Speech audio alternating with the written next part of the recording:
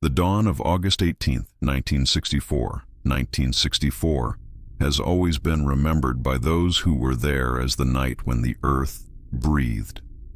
Not by poetry, not by metaphor.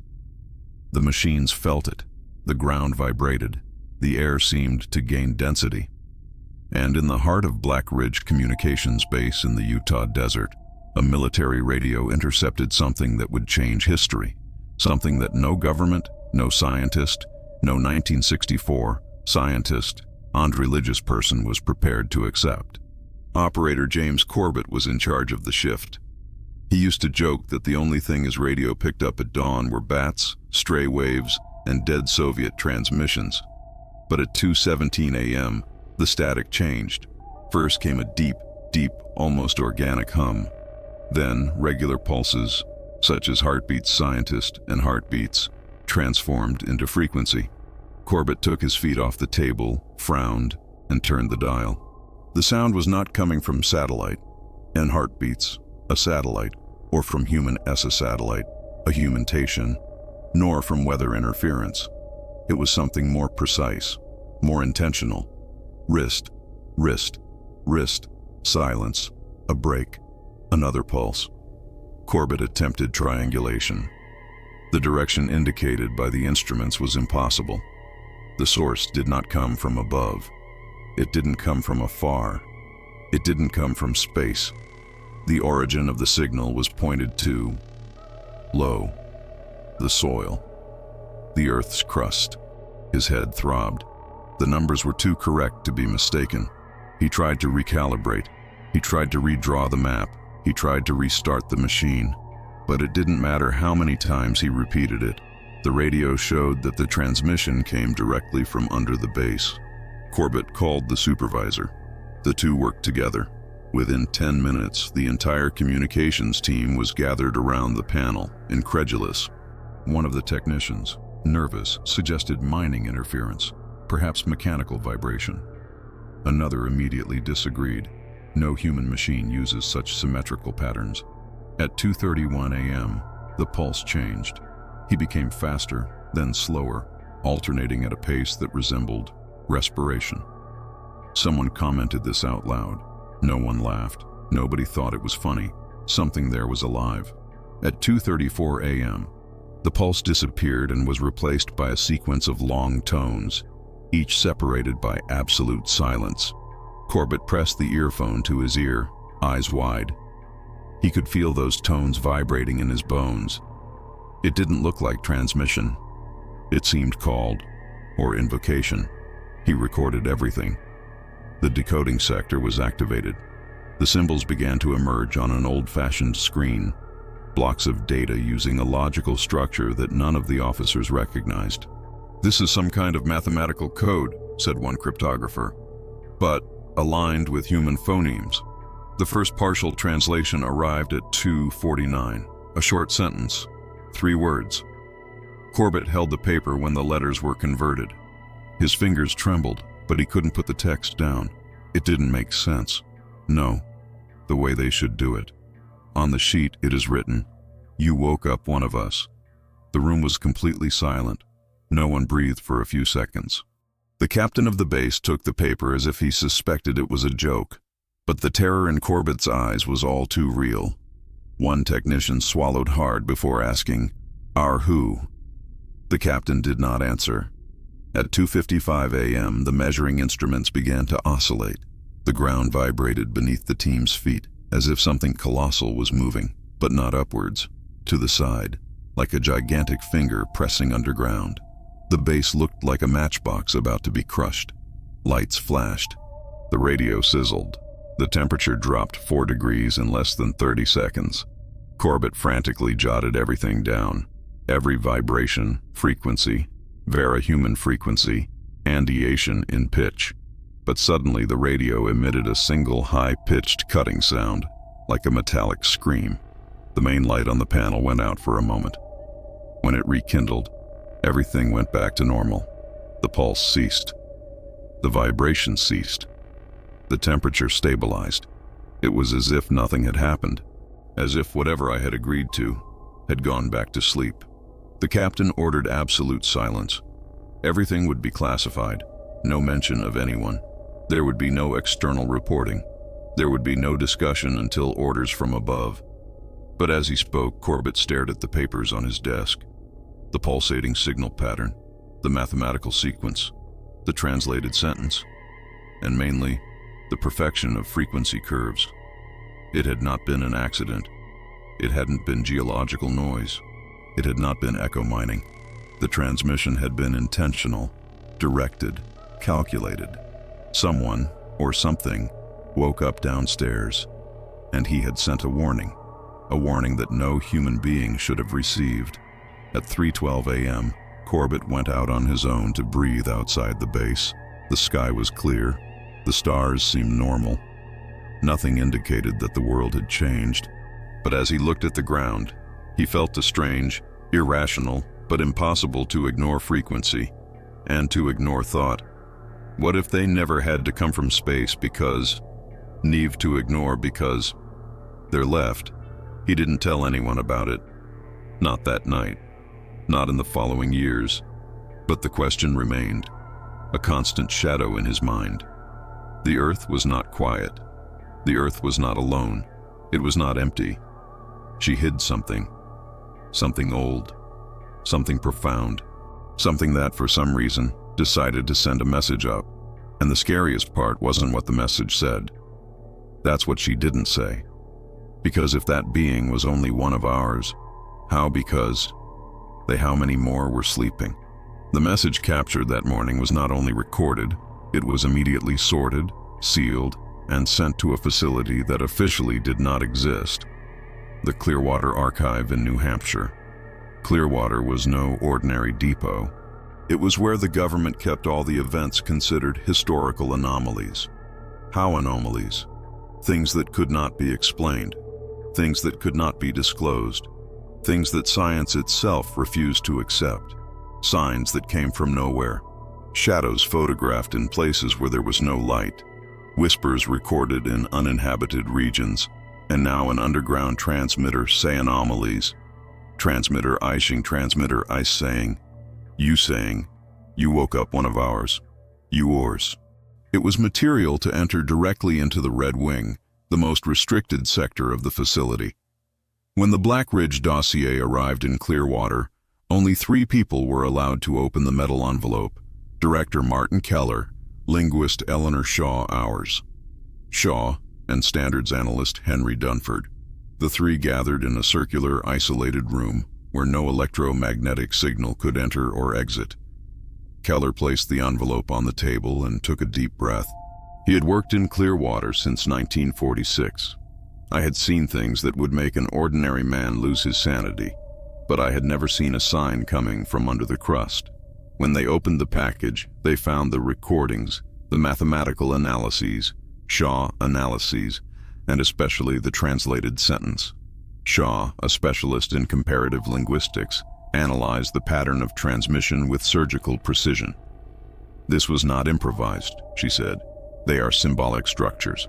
Rhythmic sequences, area analyses, are used to mimic phonemes. This didn't come from something wild. That came from something clever. Dunford examined the frequency chart. The pulses were so perfect that they seemed to be generated by quantum machines. There was only one problem. There was no human technology capable of generating that in 1964, nor Soviet, nor American. Keller then accessed a locked drawer with 3 levels of authentication. Inside, there was a yellowed file, sealed since 1908.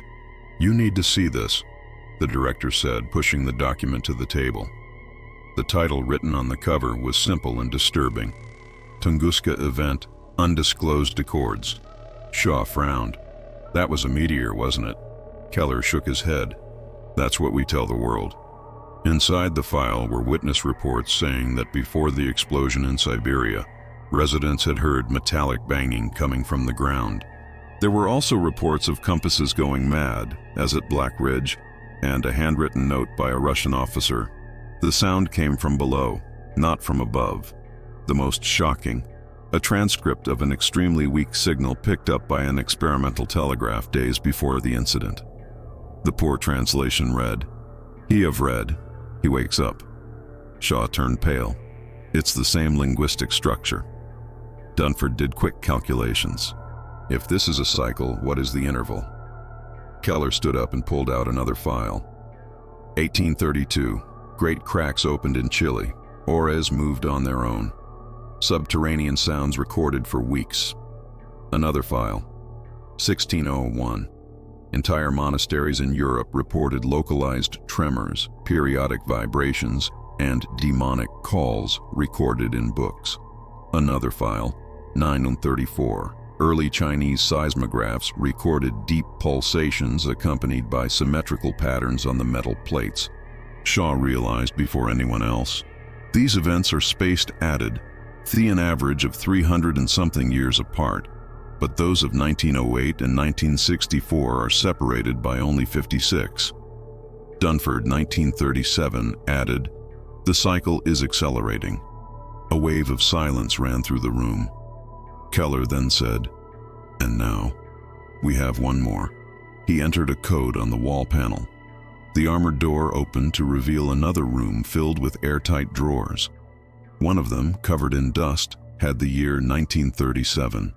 Inside was another report, never released. Witnesses in Alaska reported lights rising from the ground like giant lanterns. The FBI secretly investigated. Radio equipment picked up a rhythmic pattern identical to that of Black Ridge, but extremely weak. The translation made at the time read, "A movement." Shaw took a deep breath. It's them, whoever they are. They're not just waking up, they are moving. Dunford approached the large map on the wall showing all the incidence points. Tunguska, Chile, Siberia, Alaska, Europe, Sib-Europe, Andiria again, and now Utah. He couldn't help but conclude. They're Europe, and conclude. They're not scattered randomly. This is a route, one line. Shaw added, or conclude, they're a search.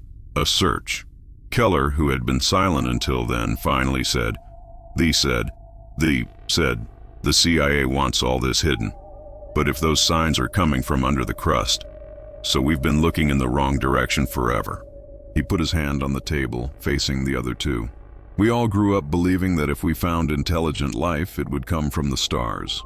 Shaw added, what if it didn't? Dunford, his voice trembling, murmured, have you ever been here? The silence weighed like lead. Shaw rearranged documents, aligned the dates added, what dates, and said, if the pattern repeats itself, we'll have another event soon, very soon. Dunford analyzed more recent charts and noticed something alarming.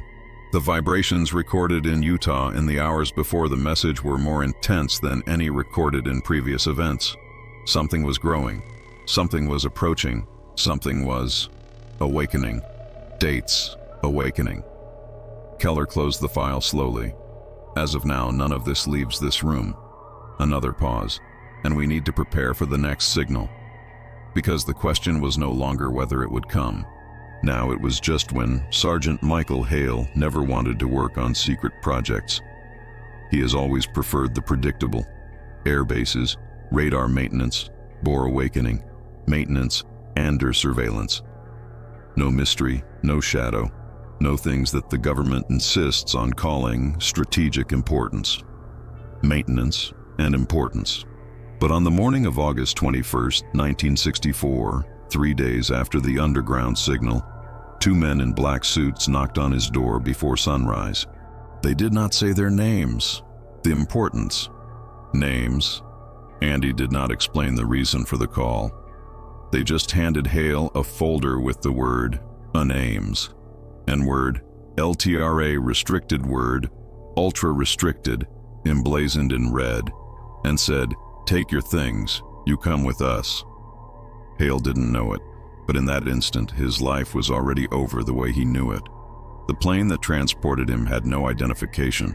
The flight lasted 4 hours, with no announcement of altitude or destination. When they landed, he recognized the dry climate and the smell of the desert, Nevada. They got off on an isolated track. Ahead, only rocks, dust, ultra-restricted dust, and a metal entrance similar to a nuclear shelter. But what was under that door had not been built to withstand bombs. It had been done to hide something that, according to her companions, was waking up. Inside the facility, the air was too cold for an underground place. A team of armed soldiers guarded each corridor. Hale was escorted to an armored elevator. When he went downstairs, he realized that each floor had different lighting. The first with white lamps, dust lamps, the second, amb lamps, second wither lights, the second with lights, and third completely dark, illuminated only by red panels. When he reached the fourth level, the door opened with a deep creak. The sound echoed as if the space there was immense. General Monroe, in charge of the installation, was waiting for him. "Sergeant Hale, thank you for coming so quickly." He spoke as if Hale had a choice. "What's going on here, sir?" asked Hale, trying to hold her ground. Monroe looked around as if the walls had ears. "The things I'm going to show are not in any official record, nor should they be. But we need you." Hale swallowed. That was never a good sign. They walked down a long, curved corridor, as if following the outline of something gigantic buried there. Compasses rotated by themselves in the hands of the technicians. Pocket radios squeaked with voices that no one recognized. Hale felt pressure in his ears, as if he were descending a mountain too fast. The air seemed to vibrate, not as a mechanical vibration, but as a deep rumble coming from below, almost imperceptible. Almost. "Has this always made this noise?" asked Hale. Monroe sighed. "Not until 3 days ago." They arrived at a circular room filled with cables, sensors, and a large metal platform where dozens of engineers worked frantically. In the center of the platform was a colossal hole, dug by force. It was no ordinary tunnel. The walls were too smooth, as if something had melted the rock with unimaginable heat. A white mist rose from the abyss. Hale approached the edge. The hole was dozens of meters wide. The depth was unknown. The darkness swallowed the light of the lanterns as if it were alive. 150 meters, Monroe said. It was the most we could map. The sergeant frowned. "And what exactly are you trying to find?" Monroe replied without hesitation. "The source of the transmission." Hale was silent. The idea of something sending signals from underground was too absurd, even for a clandestine installation. Monroe handed him a set of documents. The pages showed seismic maps, pulse graphs, lights, and graphs, and, most strikingly, blurry images taken by thermal cameras. The shape captured looked like a structure. Not a cave, not a mineral. Something with angles, symmetry, design. "Is this artificial?" asked Hale.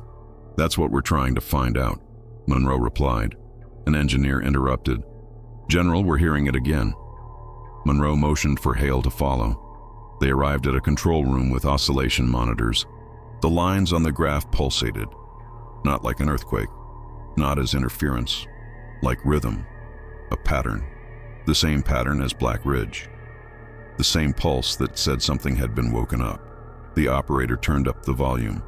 The sound was deep, metallic, agraphs, and metallic, and came from the bottom of the abyss. Hale felt his chest tighten. It was not an echo. It was not a machine. Era. Respiration. The feeling was clear.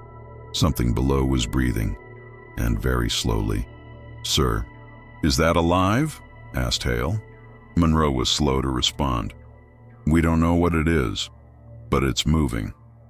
As if to confirm, the ground shook slightly, an almost affectionate vibration like the purr of a sleeping colossal animal, or waking up. The noise intensified. Equipment began to oscillate. One of the compasses spun so fast that it broke. The monitors showed variations in heat arising at depths that should not have any heat at all. And then it happened.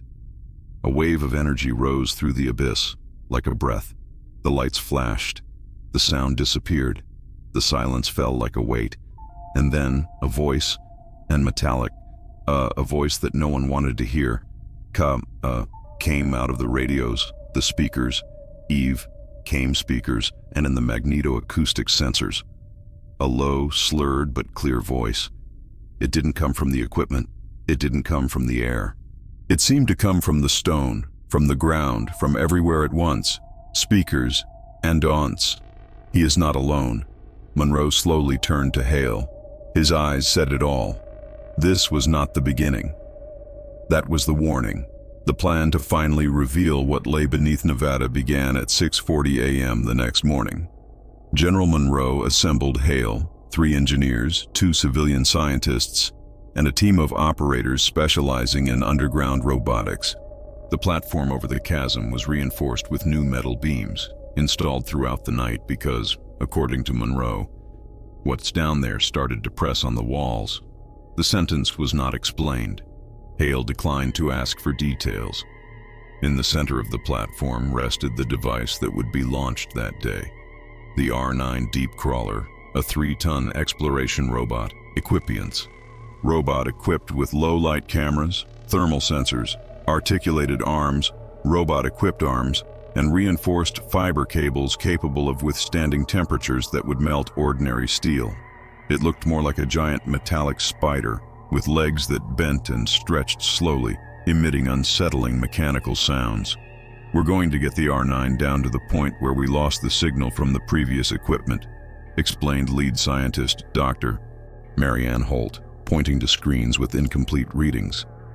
The last robot descended 147 meters before simply disappear. Alarms. Disappearing. E approached the structure and saw the robot's legs shaking slightly, as if reacting to something invisible emanating from the abyss. "Is this normal?" he asked. Holt did not respond. Her silence was worse than any answer. The procedure began at 07:02 a.m.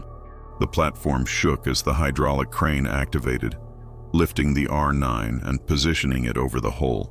The white mist kept rising, cold and dense, and seemed to move in patterns that Hale couldn't explain, as if he disappearing. It had an intention of its own. As the robot began to descend, the cable made a metallic crack that echoed throughout the facility. With each meter, the tension increased. "Camera on," announced an operator. The screen lit up, showing the smooth, molten wall of the descent.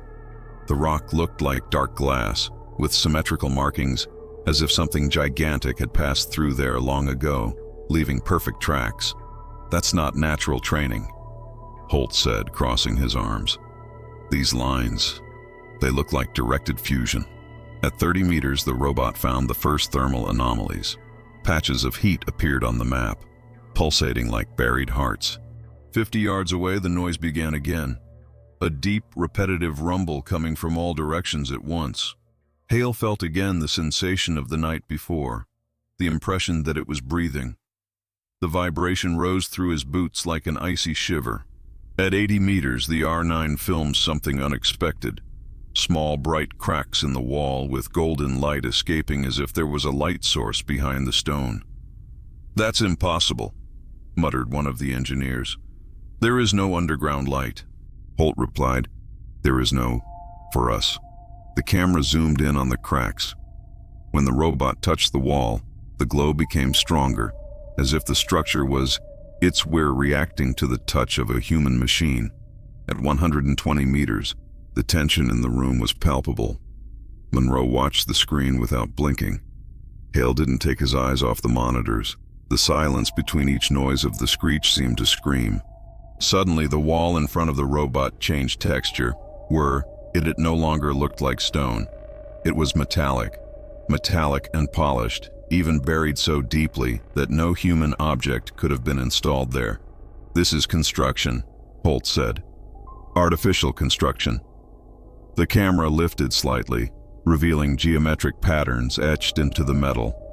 Symbols that Hale didn't recognize but that looked eerily familiar, like distorted versions of ancient human alphabets. "Greek? Sumerian?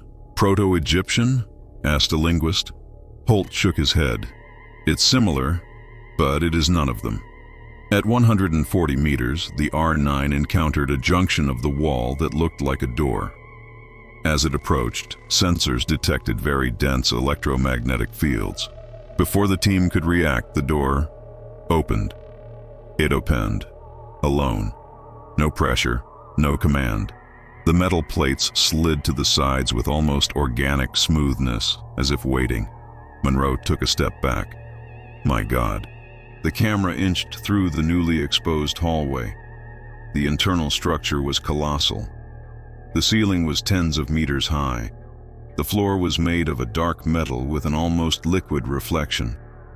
Lines of fluorescent blue light lit up on the walls as the robot walked, illuminating symbols. Reliefs opened, reliefs and structures that resembled technology and sculpture at the same time.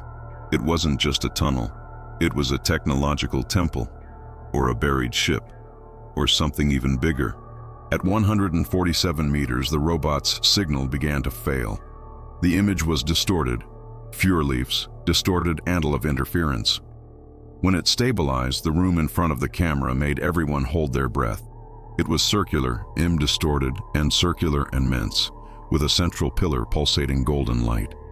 That pillar beat in rhythm, rhythm, rhythm, like a heart.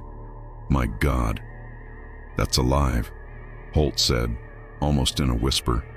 Then the camera showed something else, something that should never have been filmed, a shadow moving behind the pillar. Slow, giant, fluid, but definitely present.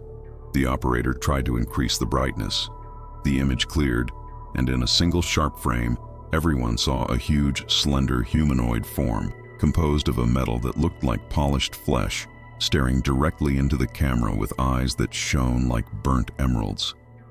Before anyone could react, the robot was knocked down by an invisible force. The screen shook violently. Signs burst.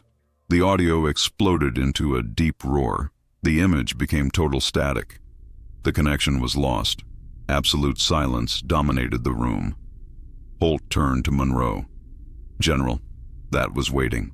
Monroe did not respond. Hale felt his stomach sink. Something had been seen. Something that should not exist on this earth. Something that seemed intelligent and attentive.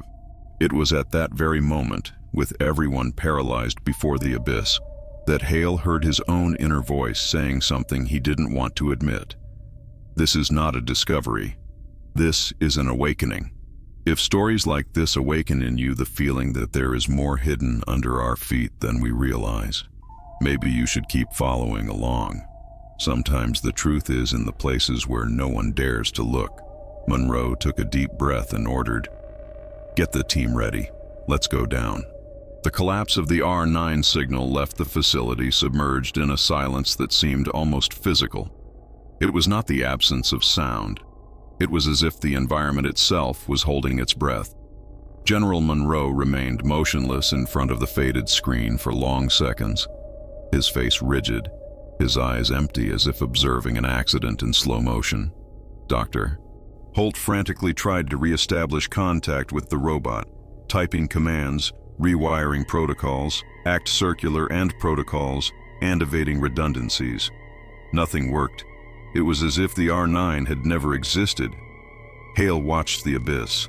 He would have sworn that the white mist seemed denser now, as if it were reacting to the movement above.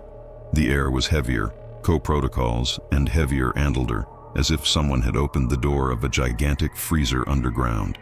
The vibration that used to come in spaced pulses began to become more continuous, more rhythmic, more alive.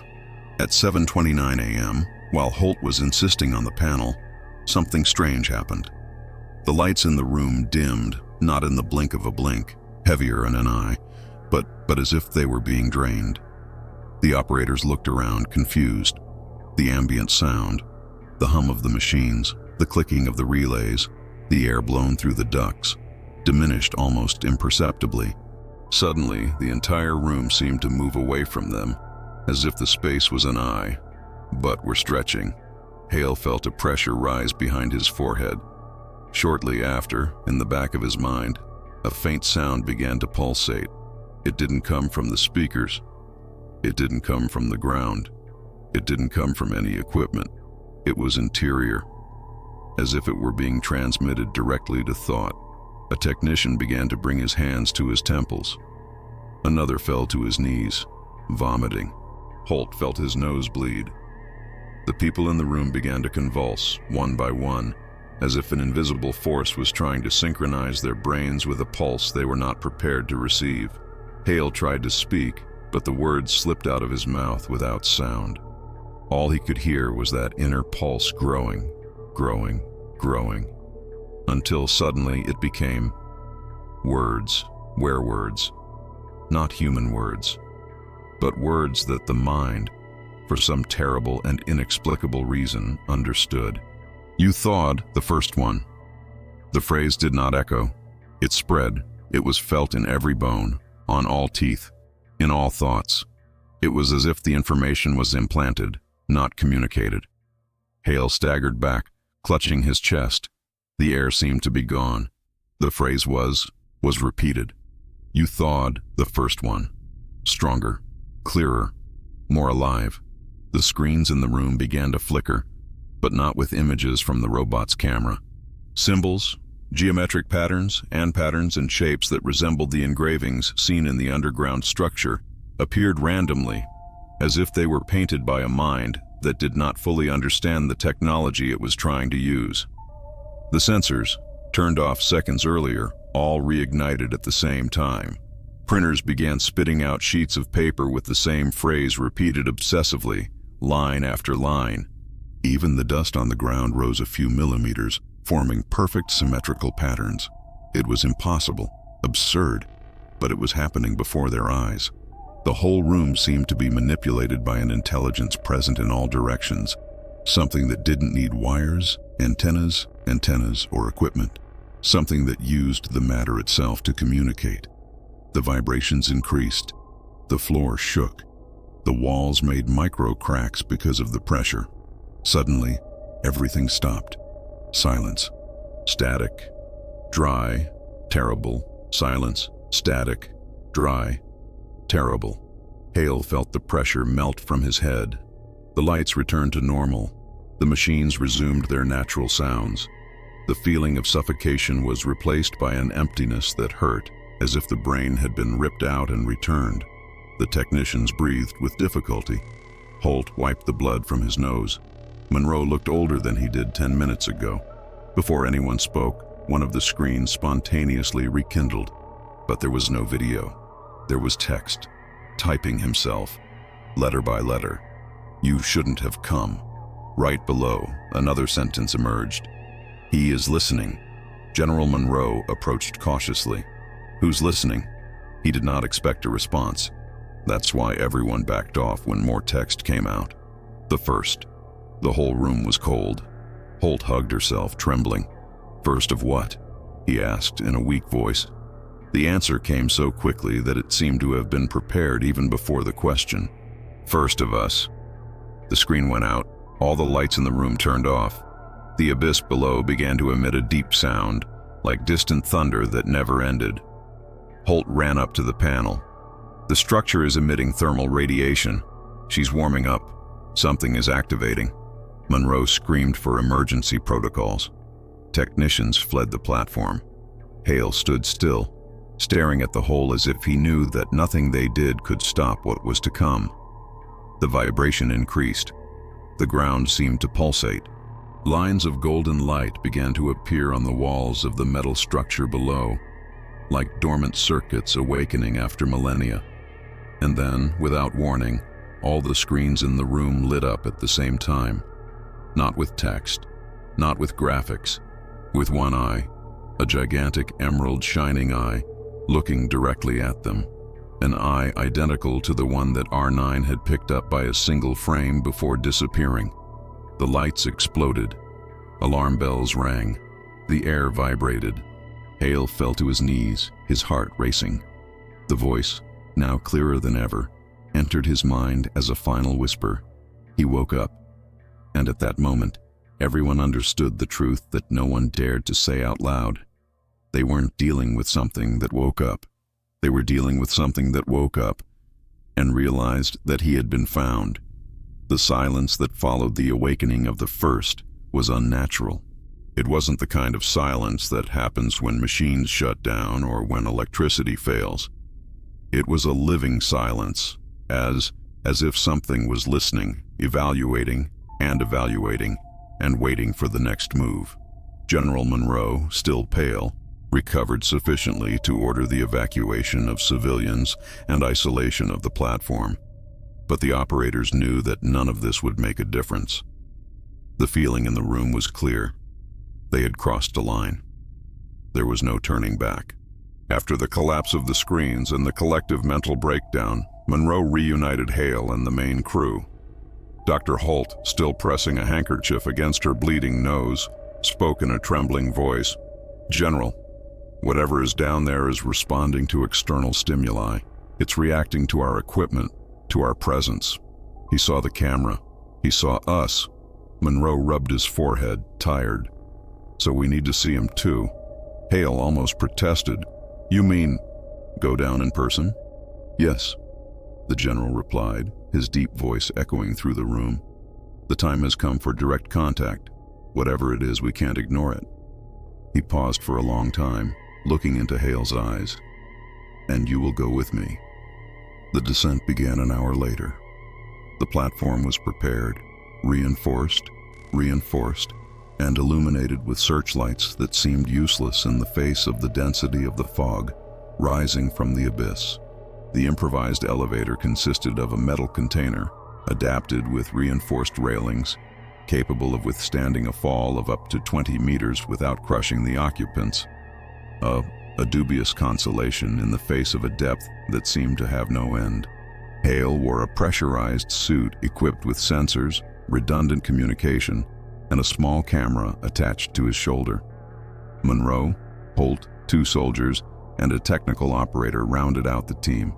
As the elevator began to descend, Hale felt the same pressure in his head that he had felt when the second message invaded his thoughts. But this time, it was stronger, as if something was pushing your ideas, probing your memories, and acknowledging your existence.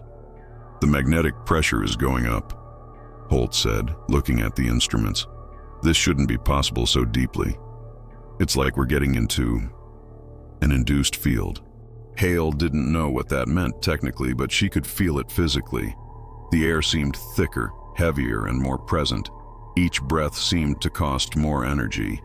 At 50 meters, the external lights began to flicker.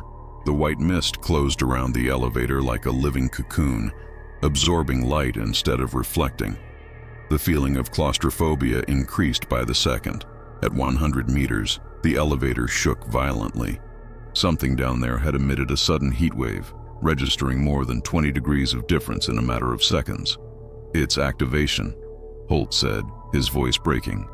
"The thing is, waking up fast." At 140 meters, they finally reached the landing where the R-9 had been shot down. The doors of the container slammed open with a loud hiss, releasing a wave of air so icy that Hale felt the bones in his face ache. The light of the spotlight barely cut through the darkness. The room was gigantic, larger than any underground structure a human could build, with black metal walls curving at impossible angles. And then, as if noticing visitors, the structure reacted.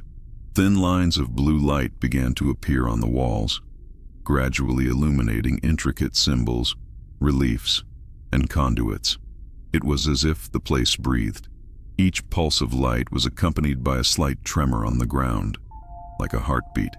The crystalline capsule was in the center, suspended by metal columns that looked like gigantic bones. It pulsated with golden inner light, and within it, a humanoid, sleeping form of impressive proportions. Tall, slender, with perfect symmetrical features. Metallic skin, but not like rigid metal. It looked like polished, living, malleable flesh. Hale was paralyzed. Everything about him said that it shouldn't exist. Holt approached, his face illuminated by the glow of the capsule. "This is not human, but it seems too human." The phrase echoed in the air as an omen. Suddenly, the capsule responded to their presence. The crystal surrounding it began to dissolve, like ice melting at an abnormal speed. The light inside grew. The whole room shook. Holt instinctively retreated. Monroe drew his pistol, a useless gesture. The light burst silently. When it decreased, the form was standing, eyes as green as burnt emeralds, skin as bright as living mercury, smooth, precise, almost calm. He looked directly at Hale, and then, in a clear voice, without an accent, perfect as if he had always spoken English, "My body sleeps, but my hive is awake." Hale felt his spine freeze. Monroe was breathless. Holt took an involuntary step back. The creature walked towards them, slowly and deliberately. When he spoke again, Hale understood why the previous messages had left the team so destroyed. His voice. He was not alone in the room. It was inside their minds.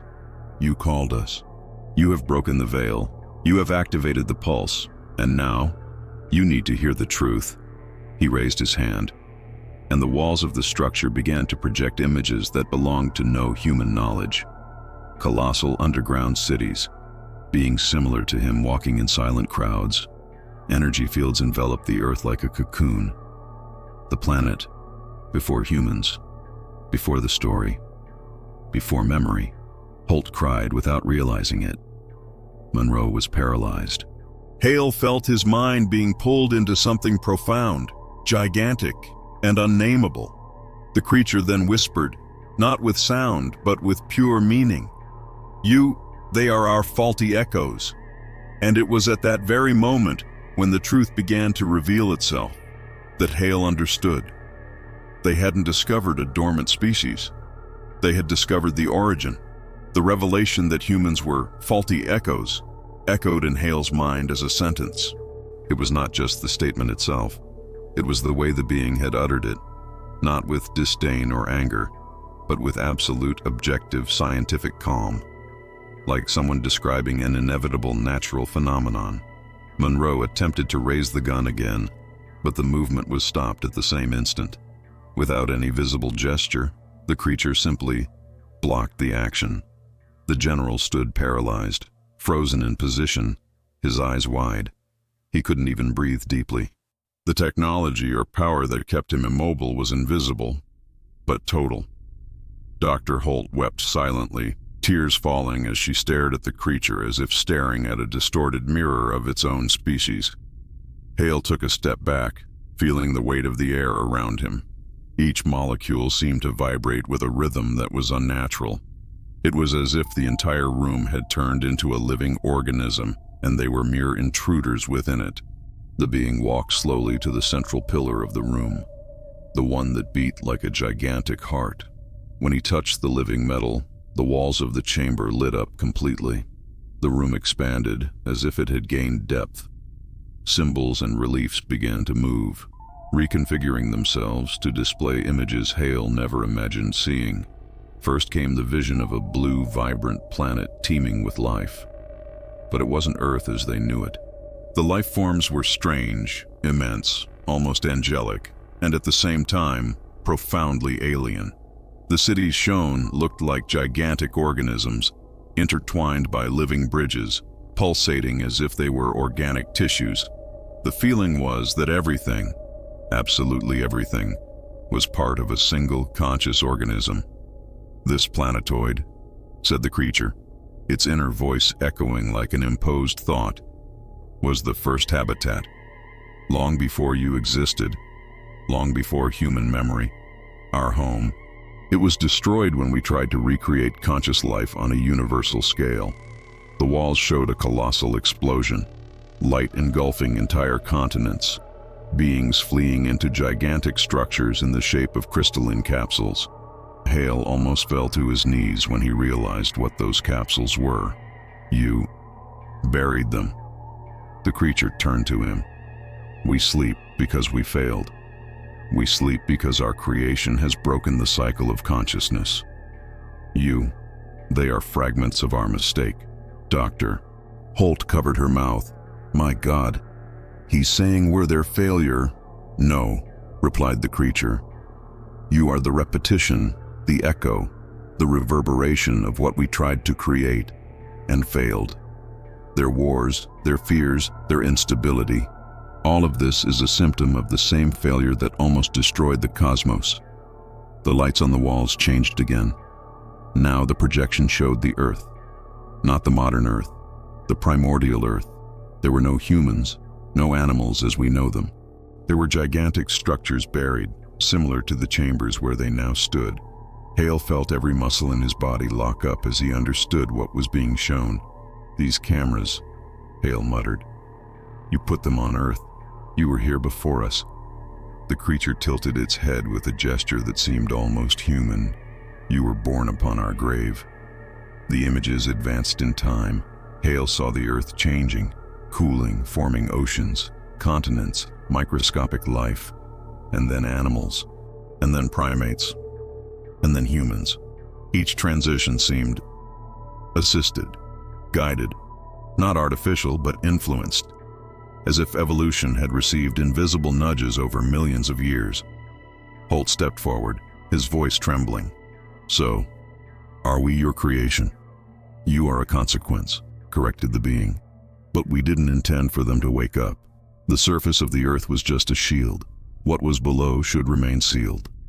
The walls changed again, now showing something that made Monroe, still paralyzed, widen her eyes in pure terror.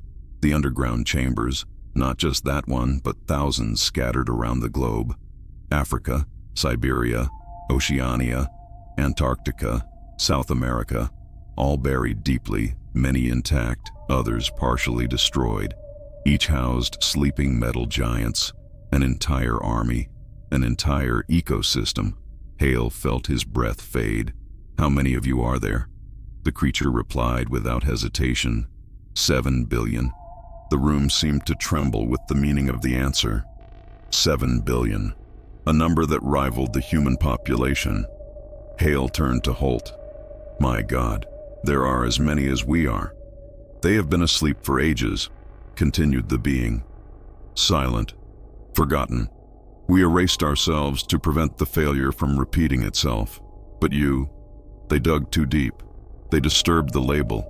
And now, the ecosystem awakens." The images showed a golden wave traveling across the planet, seeping into the bowels of the Earth, triggering cameras, and illuminating buried structures. Not as an attack, but as a global activation, a planetary reconfiguration. Monroe finally managed to let out a moan, despite being motionless. His eyes stared at the images in utter horror. He didn't understand science or symbols, but he understood the essential. The whole world was about to wake up to something that humanity couldn't face. Hale tried to rationalize, but the enormity of the situation was impossible to contain. "So, what happens now?" The creature approached, its burnt emerald staring at Hale with a depth that seemed to pierce the soul. "Now," he said, "you must decide whether you want to go extinct or integrated." Holt took a step back. "Integrated? What does that mean?" "It means," replied the being, "that the fault can be corrected. You can stop being echoes. They can become part of the ecosystem, part of us. But this requires dissolution." The word crushed Hale like a ton of ice. Dissolution. Of what? The creature touched its own head. Of individuality. Holt let out a muffled scream. Monroe grunted. Hale turned pale. "We are a beehive," said the being. "You are scattered fragments, but global activation requires unity. You must become a part." Hale felt his mind being searched. Memories, fears, dreams, everything being observed. "You ask about evolution," the being continued. "But the real evolution, it requires sacrifice." A dead silence fell over the chamber, and then the final sentence. "You will unite, or they will disappear." The words, "the hive is waking up," continued to echo in Hale's mind as the base plunged into contained chaos. The announcement coming from the surface was straightforward. Seismic spikes, electromagnetic waves, and unprecedented readings were being recorded at various points on the planet at the same time. Even hundreds of meters underground, everyone there felt that something in the world had changed. A discrete pressure in the air, a different weight in the silence, as if the planet itself had finally decided to move. General Monroe was the first to regain his voice. "Immediate withdrawal. We leave here now." He didn't scream. He didn't need to. No one there wanted to stay another second in the presence of the being who had just called them defective copies of an old experiment. They returned through the metallic corridor at a fast pace, but without running. The blue lines on the walls pulsed at a faster pace, synchronized with the vibrations on the floor. Hale felt each step resonate in his bones, as if he were walking on the carcass of something alive. In the elevator, the silence was almost suffocating.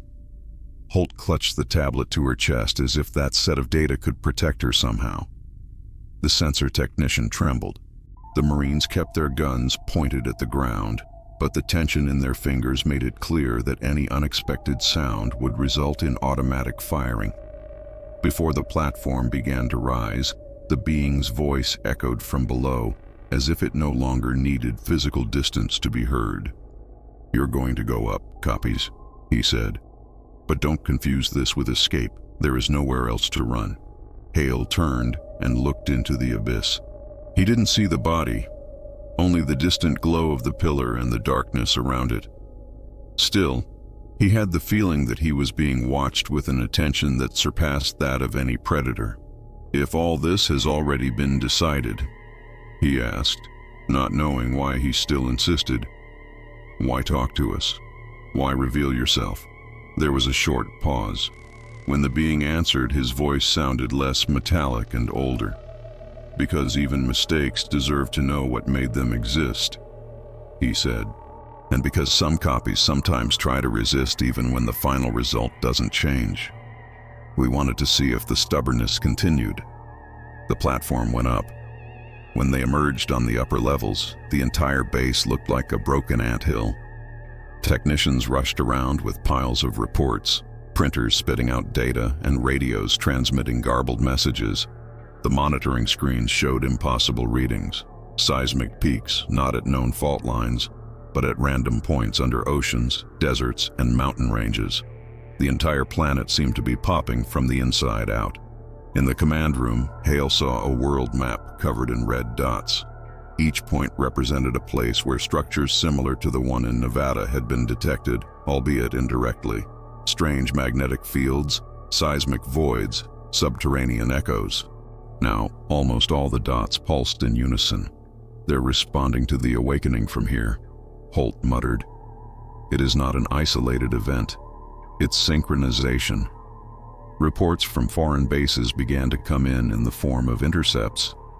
Soviet radars detecting underground beats, European monitoring stations recording impossible noises, and ocean probes picking up vibrations from the bottom of abyssal trenches. In all cases, they had tried to find natural causes. In all cases, they failed. Monroe was called to an emergency meeting by Safeline. When he returned, the expression on his face did not need any report. "This isn't going anywhere," he said, staring at Hale and Holt. "No committee, no university, no newspaper. What happened here will be covered by layers of secrecy that you can't even imagine."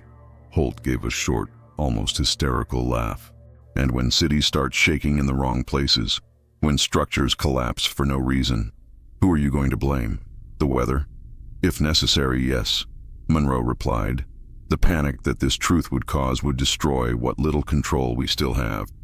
Hale realized there, with painful clarity, that the truth would not be used to try to save anyone. She would be buried. Another layer on a world already built on top of invisible skeletons. That night, unable to sleep, he found a small forgotten recording room in a side hallway. The equipment was old but functional: a microphone, a tape recorder, and a red light that came on when everything was active. Hale closed the door, sat down, and stood for a few seconds listening to his own breath mingled with the distant subterranean snore that had never completely disappeared. He turned on the tape recorder. "My name is Sergeant Michael Hale," he began. "If you're listening to this, either someone failed to hide it properly or something down there decided it was time for some things to come out." He told everything he saw: the 1964 sign, the descent into Nevada, the creature, and the revelation that humans were a detour, a faulty line that had learned to survive on its own. He talked about the map of underground points, about the hive, and about the cold way in which the government had chosen to deal with it. Maybe you think this is just another made-up story, he continued. Perhaps it is easier to believe that everything is still normal, that the ground under your feet is just stone and time. But if one day you feel like the world is pulsating, that earthquakes look like beats, that electrical failures happen in places that have never had a problem, remember that someone, somewhere, tried to warn you. Hale turned off the recorder, put the tape in an unmarked envelope, and discreetly inserted it into a batch of materials intended for archiving at remote facilities. Perhaps it would never be heard. Perhaps it would be dismissed as an error. But if it did reach anyone, at least one piece of the puzzle would be out of the reach of official oblivion. If you're the type who feels like there's more to the surface than they're willing to admit, keep this story somewhere in your corner. Sometimes the only defense against what is buried is always remembering that it exists.